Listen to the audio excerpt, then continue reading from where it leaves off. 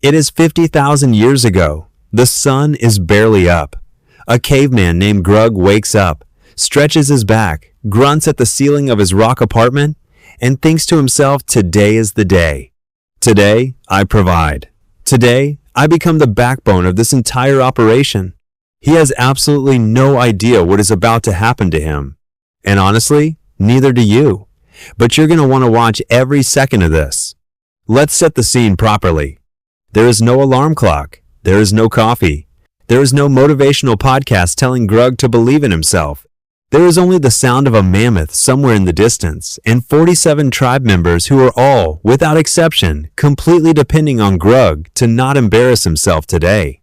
Grug's job, and yes, jobs existed, they were just slightly less soul-crushing, is to hunt. He is the provider, the alpha, the guy. He woke up this morning, flexed at his own reflection in a puddle, and genuinely believed he was that dude. Reader, he was not that dude. Here is how prehistoric employment actually worked. Every person in the tribe had a role. You had hunters, gatherers, firekeepers, the one guy whose only job was to watch the fire and somehow still let it go out. You had the shaman who basically invented corporate consultancy by saying confusing things loudly and then taking credit when it accidentally worked. And then you had the social hierarchy, which was essentially ancient LinkedIn. Except instead of endorsements for project management, you got endorsed by not dying. Grug was middle management, not the top hunter, not the worst hunter. Perfectly, tragically mediocre. The kind of guy who gives the presentation and nobody claps but nobody boos either. Just silence. Prehistoric performance review silence. Today though, Grug decided to go above and beyond. Today, he was going for the mammoth. The tribe watches him leave with a very specific look on their faces. That look, you know the one. The oh no look. The we're not going to say anything, but we're already mentally preparing the backup plan look. The tribe elder makes eye contact with the head gatherer. No words, just eyes. They've seen this before. Grug does not notice because Grug is already out there doing his pre-hunt ritual, which involves puffing his chest, growling at a bush, and psyching himself up like he's about to run onto a football field instead of quietly sneaking up on something that weighs 6 tons. Survival tip number 1. Do not growl at the bush before the hunt. The mammoth heard it. What happens next is what historians would classify as a workplace incident. Grug spots the mammoth, perfect position, wind going the right direction, every variable aligned in his favor. This is his moment.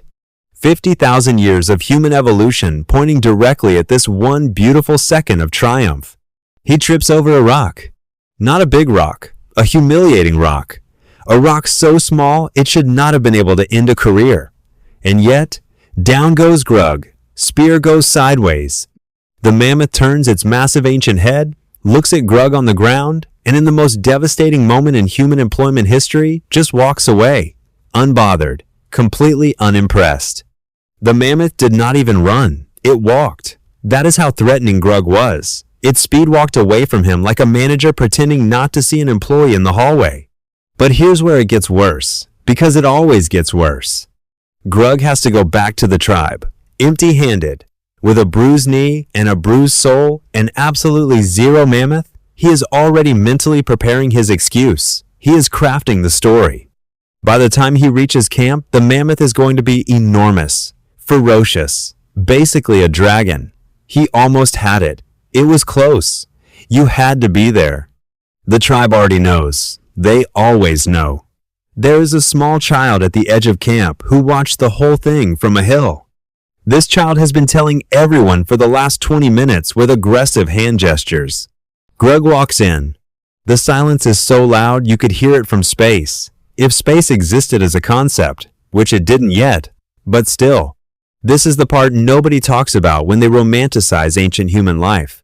The social pressure, the performance anxiety, the crushing weight of being expected to provide and protect and impress every single day with zero job security, zero employee assistance programs, and a tribe that is currently watching you walk across camp like you're doing the walk of shame at a prehistoric awards ceremony.